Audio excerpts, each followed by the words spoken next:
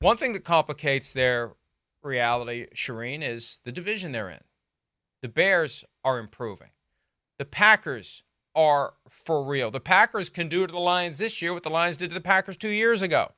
And the Vikings are in that groove you were talking about earlier. We saw them on the screen with the Super Bowl odds just to get there, plus 3,500, 35 to 1 shot to get there. Yeah. They're in that no one expects anything from them bubble where they can potentially make some noise. You know, look, I mentioned the Buccaneers. I really would be. And I don't think Todd Bowles gets really pissed at anything. If I was Todd Bowles, I would be livid. If I'm Jason Light, I'm livid. If I'm Baker Mayfield, I am pissed more than I've been pissed in a long time to see the Buccaneers at 35 to 1 along with the Seahawks and the Vikings. The Buccaneers got to the final 8 last year, folks. You're looking for value?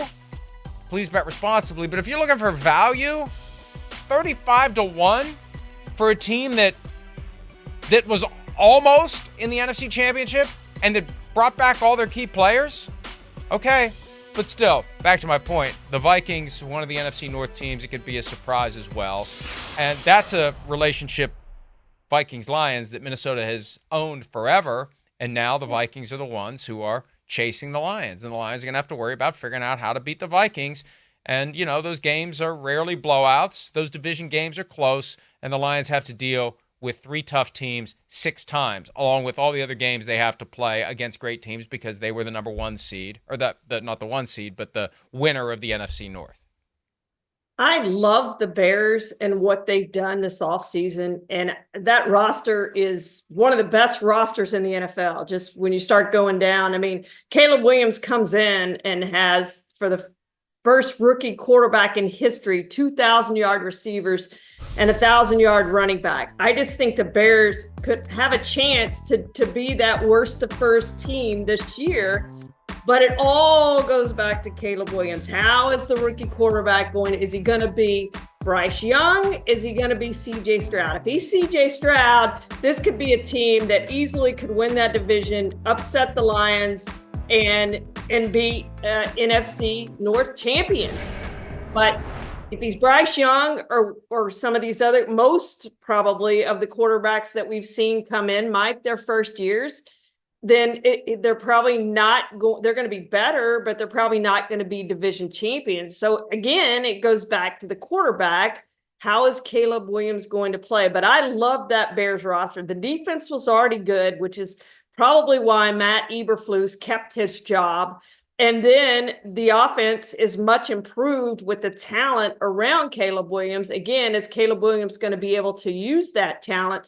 But he's got the talent. No rookie quarterback in history has had this much talent.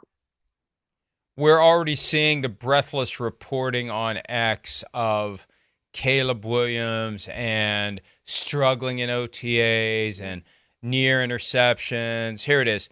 Struggled mightily today with the starters, with many near interceptions, completed 3 passes in 7-on-7s. Most passes were completed to the flat, and Williams held onto the ball for a long time. Yeah, look. None of this matters. I remember when Marcus Mariota in training camp and people were like, oh, another day with no interceptions. This is the time to throw interceptions. This is the time to learn your limits. This is the time to adjust to the NFL. What goes on now is meaningless to what will go on later. This is all part of the laboratory experiment that moves the guy toward being ready to play. It means nothing. Nothing whatsoever. So Caleb Williams will, I think, let this roll off of his back, and he'll be good to go and ready to go when week 1 rolls around. Who's the biggest challenge to the Lions? Give me your pick. Between the Packers, the Bears, and the Vikings, who do you think is the biggest challenge to what the Lions are trying to do in 2024? I really want to go with the Bears, but since I don't know what Caleb Williams is, I'm going to go with the Packers.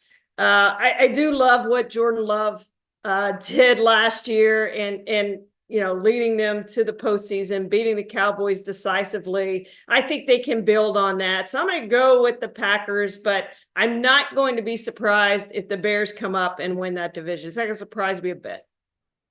We did something a few weeks ago on the current best rivalries in the NFL, and one of my picks, I believe, was Lions-Packers. Because, look, we saw them not in primetime twice last year, but standalone games, both Thursday games, a Thursday night, and then they played on Thanksgiving. That was the first time that's ever happened, and the Giants and Cowboys are playing on Thursday twice this year as well. But the Packers and the Lions, I think, has the potential to be something that we've never really had before. Remember all those years that the Lions hadn't won in Green Bay? It was like 30 years or something like that. There was that Thursday night game several years back where Aaron Rodgers tore their hearts out with the Hail Mary at the end of the game that I thought was going to actually hit the ceiling at Ford Field. So I think the Packers are the threat this year, but neither of those teams can overlook the other two. Those two teams can get so obsessed with each other, they might not notice that the Bears or the Vikings are putting together a pretty good season. Hi, it's Mike Florio. Thanks for watching PFT on YouTube. Hit subscribe for the latest news and analysis from Pro Football Talk.